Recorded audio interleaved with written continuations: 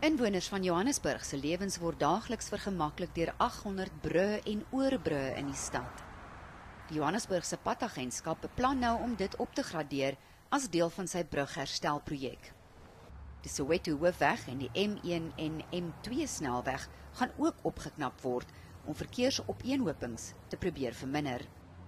Die M1 oorstroom gereeld in die somer omdat stormwaterpype gesteel word.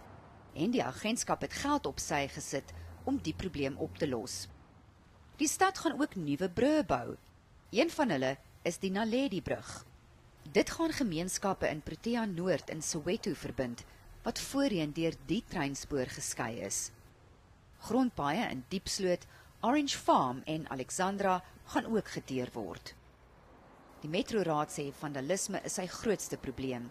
We've got people that remove manhole covers, people that take balustrades of our highways, resources that should be directed into new projects. It's actually being invested in old projects that in fact have been vandalized.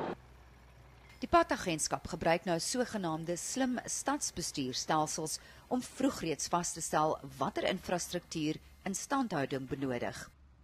Lede van die publiek kan die Find and Fix toepassing op hulle slimfone aflaai om die agentskap van probleme in te lig.